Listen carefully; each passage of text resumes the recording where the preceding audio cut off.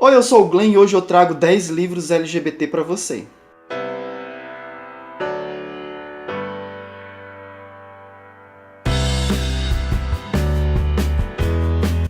Vocês já devem ter visto algum desses livros em algum lugar por aí. São livros que estão assim bem famosinhos, né?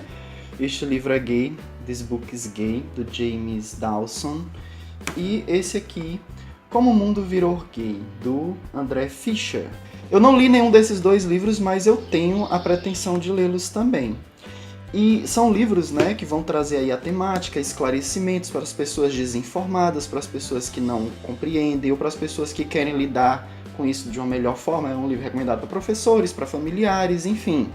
Mas, da literatura no geral, de livros LGBT que eu já tinha lido, pensando a respeito disso, depois que eu li esse livro aqui, Ovelha, do Gustavo Magnani, Memórias de um Pastor Gay, que vai trazer a história de um pastor atormentado com a sua sexualidade e com as coisas que são contrárias à natureza dele, né? Que é aquilo que ele escolheu ser, que é ser pastor, diferente daquilo que ele não escolheu ser, que é ser gay. Esse livro, apesar de ter uma linguagem bem escrachado, de trazer assim, de ser muito cru e às vezes até desnecessário em algumas falas, em algumas colocações, ele traz um debate muito importante, né? Que é sobre aí a religião, né, os dogmas religiosos versus a natureza humana e o princípio da religião, qual é o que nós estamos defendendo no final das contas, se é a paz, o amor, ou é simplesmente, né, condenar as pessoas que são gays. Por causa dele eu fiquei pensando, mas já teve outros livros com essa temática que eu li que eu gostei muito, sabe? Que eu deveria recomendá-los e fazer um vídeo só para tratar deles.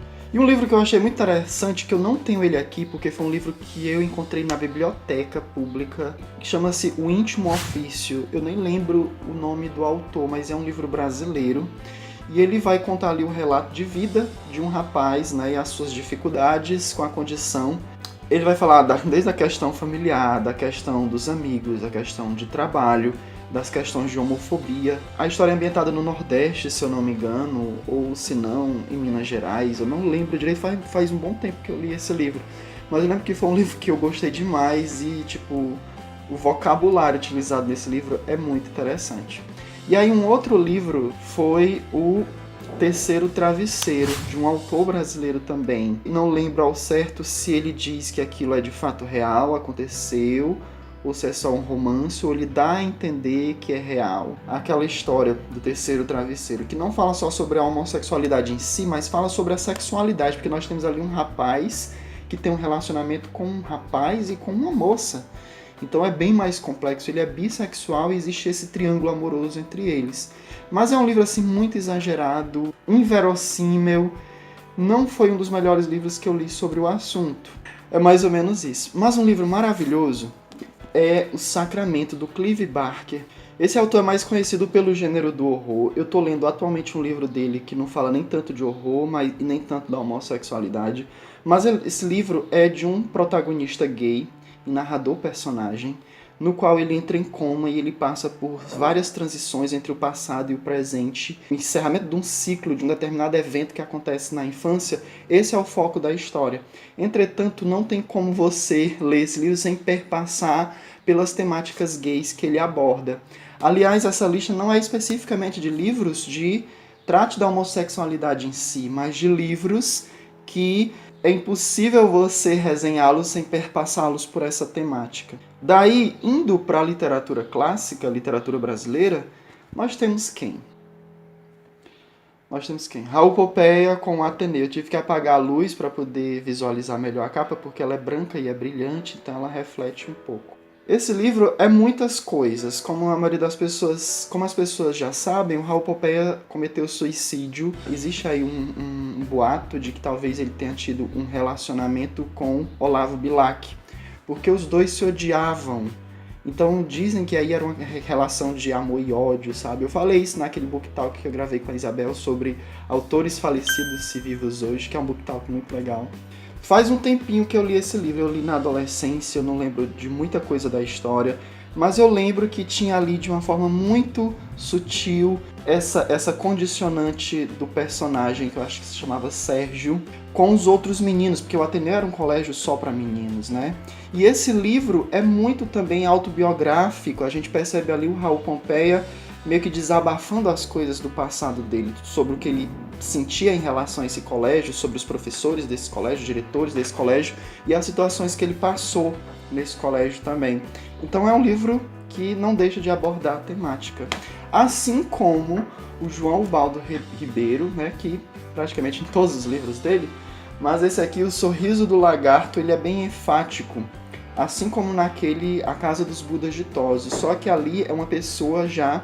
Naquele livro nós temos um pansexual, né, uma mulher que fala de todas as práticas de uma forma desvinculada de qualquer tipo de tabu, preconceito ou pré-concepção sobre o comportamento sexual, né? Porque naquele livro ali... Enfim, eu fiz uma resenha para falar só daquele livro nas leituras de fevereiro do ano passado. Confere lá no card, eu vou deixar aqui na descrição também. Mas esse livro aqui nós temos um personagem gay, né, que também tem um conflito ali, porque ao mesmo tempo que ele é mau, porque ele é meio que ali o vilão da história, ele tem um amor, sabe, por um determinado pistoleiro e as situações, e isso reflete também na saúde dele. Então também é um livro clássico que aborda a questão. Assim como O Bom Crioulo, do Adolfo Caminha, autor cearense. Esse romance é ambientado no Rio de Janeiro, eu não fiz resenha desse livro aqui no canal. Ele vai contar aquelas tragédias que lembram muito aquelas notícias que a gente vê em blogs de notícias, sabe? Que às vezes que dão ali as notícias do teu bairro, da tua cidade aí do interior.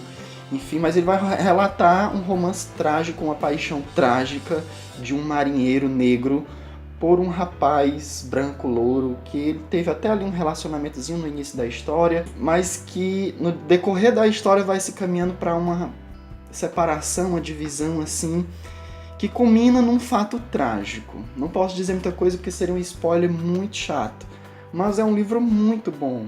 Agora, saindo dos romances para a vida real, tem esse livro aqui, Paixões, dessa jornalista Rosa Monteiro, no qual ela vai relatar uma série de relacionamentos e paixões famosos aí da história.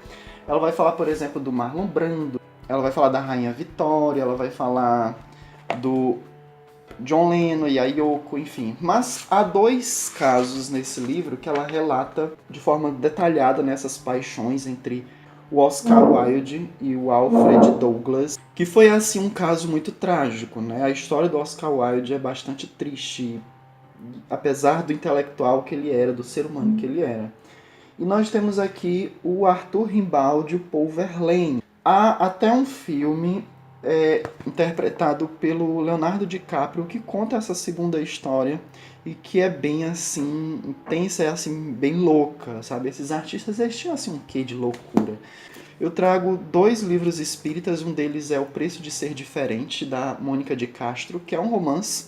Esse vai contar a história do Romero, que é um rapaz que passa por muita dificuldade. Nossa, como eu chorei quando eu li esse livro, porque fala ali de todas as dificuldades, vai explicar à luz do espiritismo por que ele está passando por aquela situação, vai ali meio que transcender essa questão da sexualidade para a espiritualidade, do porquê que nós temos que passar por determinadas experiências e porquê que determinadas pessoas não querem entender ou não podem compreender essa condicionante tão natural do ser humano. Então é um livro muito edificador que acho que todo mundo tinha que ler esse livro. Mas, trazendo mais teoria do que um romance, uma história, tem esse outro livro espírita que é sensacional, que se chama Além do Rosa e do Azul, que vai falar bem dessa distinção da sexualidade, de gênero, né, entre homens e mulheres, de experiências com o sexo masculino, de experiências com o sexo feminino, não só na relação sexual em si, mas na relação social de uma forma geral. Enfim, dessa interação e da sexualidade, do colorido que isso proporciona à vida e das experiências que às vezes a gente precisa passar, que às vezes a gente tem necessidade de passar e às vezes a gente tem medo de passar por determinadas experiências achando que você está adentrando um campo da sua sexualidade que é sem volta ou uma experiência que você não vai gostar. E na verdade são coisas necessárias. Há um relato aqui, por exemplo, de um rapaz que não teve pai e ele tinha um amigo mais velho, bem mais velho que ele, e ele um dia pede: eu posso deitar no teu colo? Só para eu saber qual é a experiência de deitar no colo de um pai. Sabe assim, é tão tocante isso, e não há nada de homossexual no fato, simplesmente na questão de ele nunca ter tido contato né, de se sentir protegido por um homem. Como todo heterossexual, às vezes tem a necessidade de um abraço do pai. Esse livro é maravilhoso, ele é bastante esclarecedor e todo mundo deveria ler também. Há uma série de outros livros que abordam a temática homossexual e dificilmente livros que trazem essa temática vão proporcionar uma lição negativa. Então, é sempre sobre a questão da experienciação humana. Se você tiver outros livros, né, que conte ali relatos da homossexualidade, da questão LGBT, porque eu não li nenhum livro, por exemplo, que traga um romance entre duas mulheres. Talvez eu tenha até lido e não lembro no momento. Mas se você tiver outros livros que trazem essa temática, comente aqui, bote aqui nos comentários. E eu percebi que também há muitos livros que falam da sexualidade de uma forma geral. Se você gostaria que eu trouxesse mais vídeos sobre esse assunto, comenta aqui embaixo. O perfil das minhas redes sociais vão aparecer aqui do lado. Eu vou deixar outros vídeos correlacionados com o assunto aqui embaixo. E se você não se inscreveu ainda, se inscreva no canal. Se você gostou desse vídeo, dê um like. E até o próximo vídeo.